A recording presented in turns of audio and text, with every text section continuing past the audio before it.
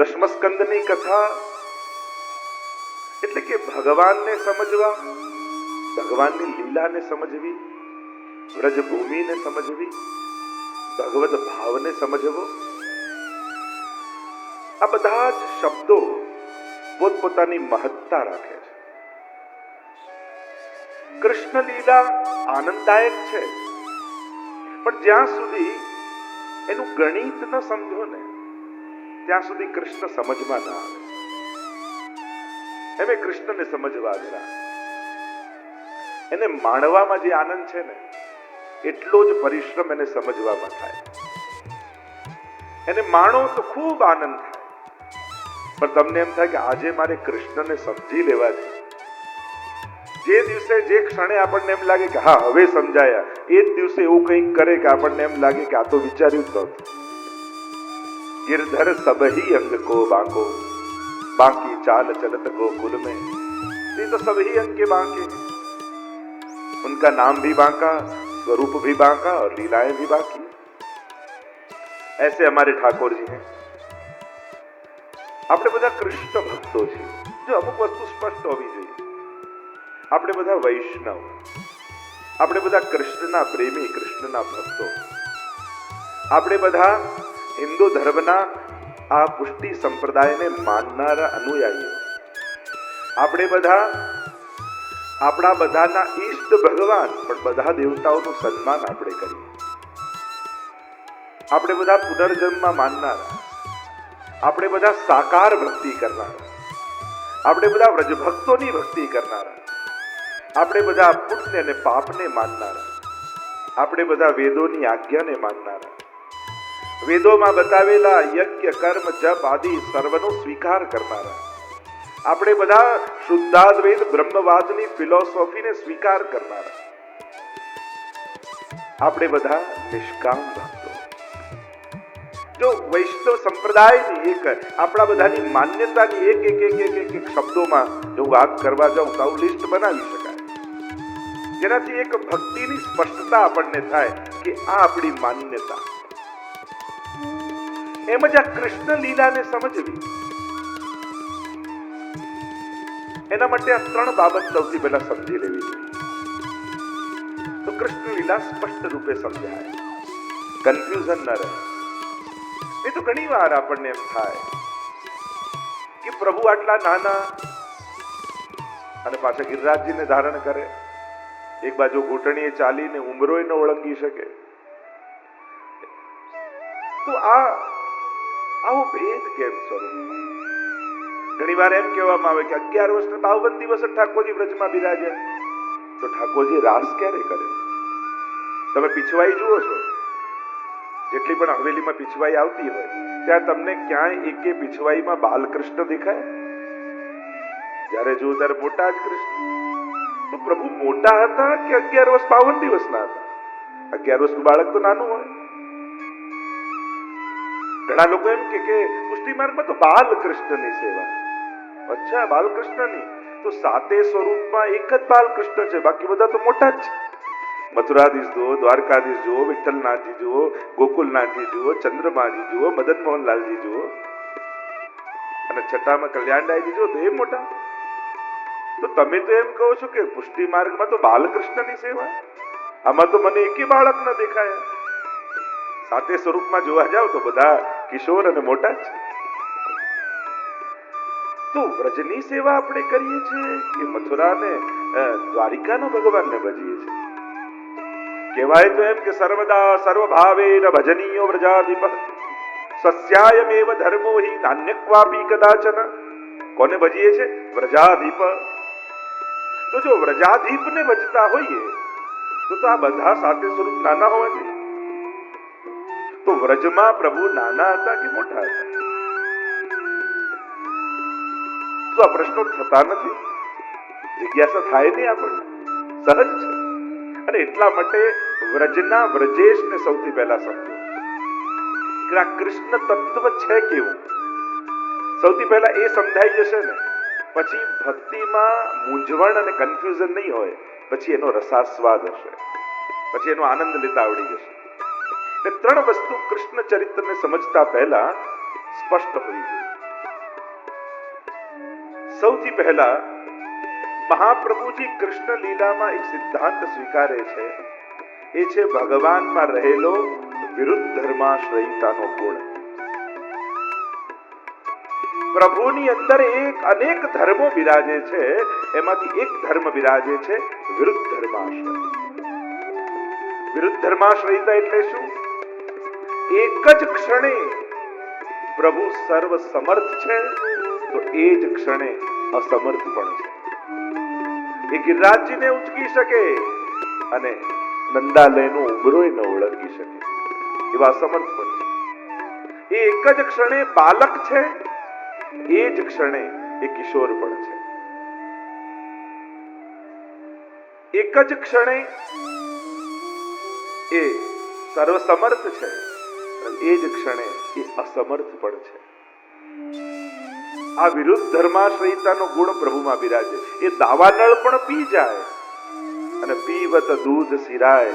થોડું ગરમ દૂધ હોય ને તો એને ફૂંક મારી મારી પીએ છે.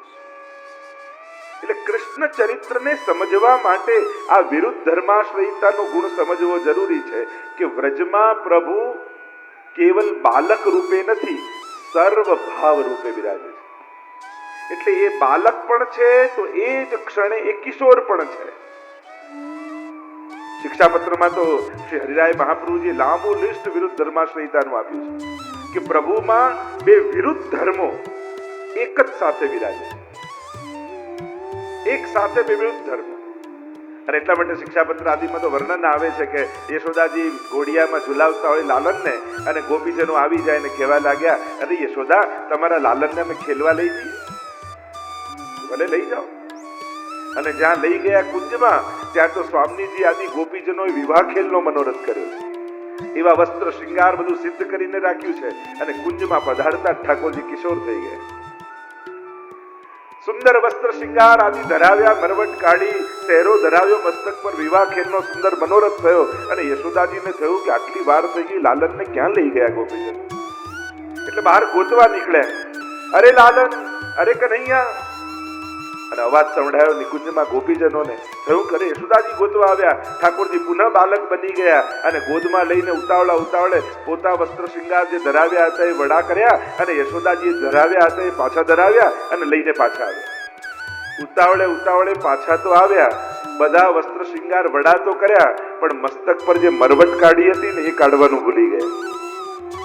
અને યશોદાજીની દ્રષ્ટિ પડી કે અરે આ મરવટ ક્યાંથી આવી લાલનના મુખારવિંદ પર? અને થયું કે અરે મારા લાલન ને આ જો કન્યા રાધાજી સામે જોઈને થયું કે આની જોડે વિવાહ થાય તો કેટલું સારું. એટલે બે ફળી રાધાજીની ગોદમાં આપ્યા અને કહ્યું, તારું ને મારા લાલનનું આજથી નક્કી. અનેક પ્રકારની લીલાઓ આવે. એટલે વ્રજમાં એક વસ્તુ સમજો, પુષ્ટિ માર્ગમાં બાલકૃષ્ણની સેવા નથી, બાલ ભાવની સેવા છે. બાલ ભાવ અને બાલકૃષ્ણ આ બંનેમાં ફરક છે. ઠાકોરજી 100 વર્ષના થઈ જાય ને તો યશોદાજીનો તો બાલ ભાવ જ રહે. પ્રભુ ભલે મોટા થયા, દીકરો ગમે તેટલો મોટો થાય, મા માટે તો બાલ ભાવ જ રહે. અને એટલા માટે બાલ ભાવની સેવા છે. પણ કેવલ બાલ ભાવ નહીં, આપણે ત્યાં નિકુંજ લીલા અને નંદાલય લીલા આ બંને ભાવ છે. તો વિરુદ્ધ ધર્માશ્રયિતાનો ગુણ ઠાકોરજીમાં બિરાજે છે. એટલે પ્રભુને નાના જુઓ તો નાના નહીં માનવા. પ્રભુ 11 વર્ષ અને 52 દિવસનો ટાઈમ પીરિયડ વ્રજમાં રહ્યા છે, પણ 11 વર્ષ અને 52 દિવસના જ નહોતા.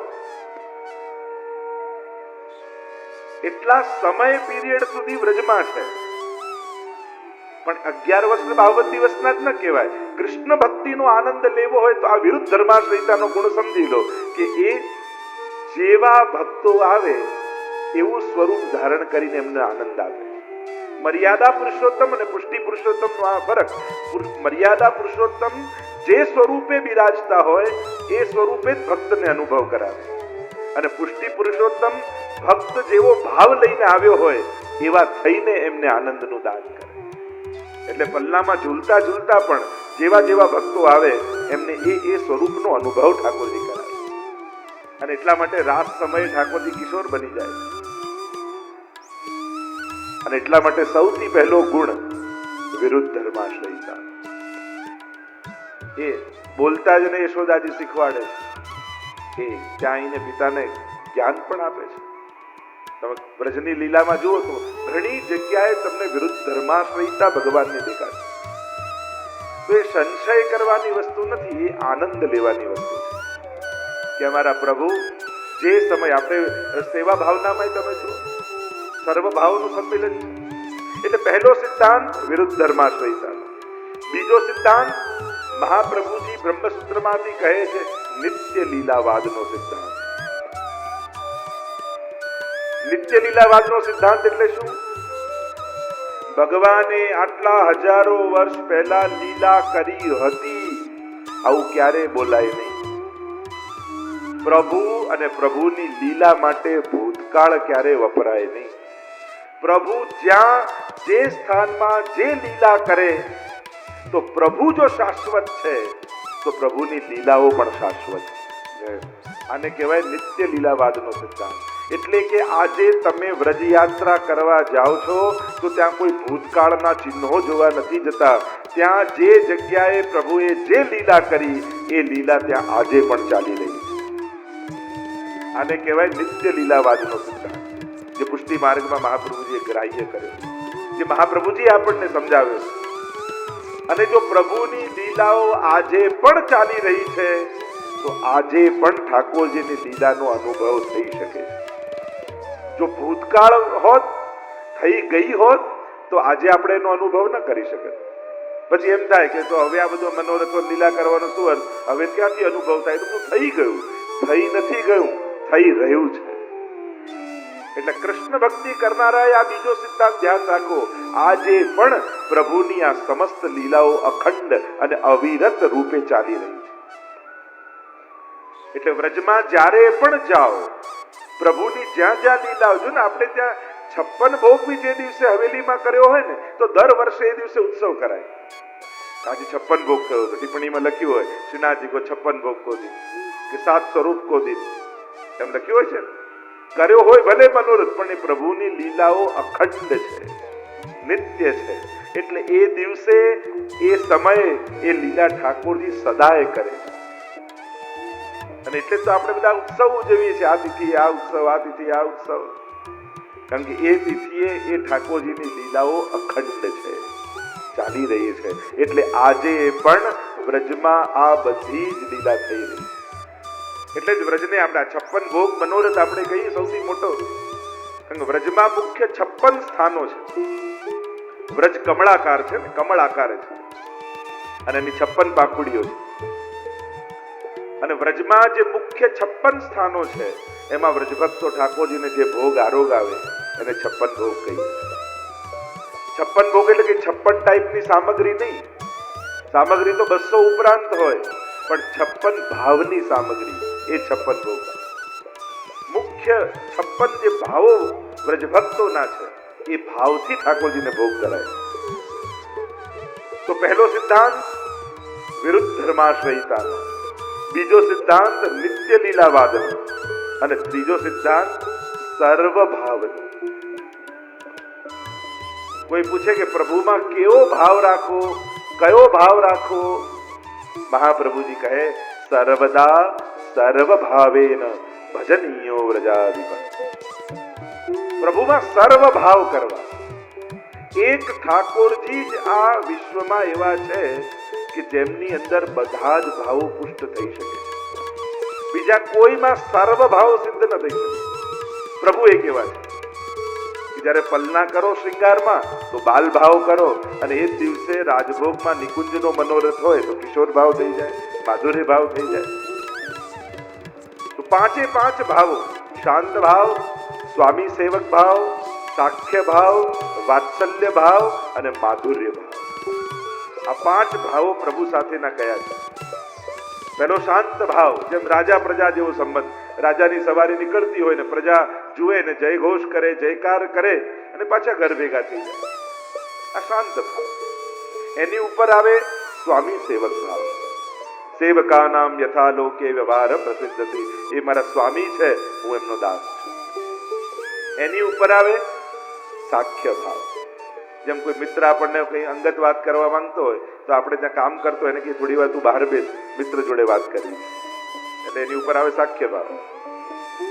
સાખ્ય ભાવની ઉપર આવે વાત્સલ્ય ભાવ. માને કઈ ઘરની અંગત વાત કરવી હોય તો આપણે મિત્રને કહી દઈએ થોડી વાર બહાર બેસ, માતા જોડે વાત કરવી. અને વાત્સલ્ય ભાવની ઉપર આવે માધુર્ય ભાવ. પત્ની રૂમમાં આવે તો માય ઊભી થઈને બહાર જતી. પણ માધુર્ય ભાવમાં પાછા બધા જ ભાવો સંમિલિત. ભોજનેશુ માતા, જે પત્ની માટે કહેવાય ને, ભોજન કરાવે ત્યારે માતા, સલાહ આપતી હોય ત્યારે મંત્રી, સખા થઈ જાય. એમ બધા જ આ છેલ્લે 4 ભાવ એ માધુર્ય ભાવમાં પાછા સંમિલિત છે. એટલે માધુર્ય ભાવને પરમ ભાવ કહે.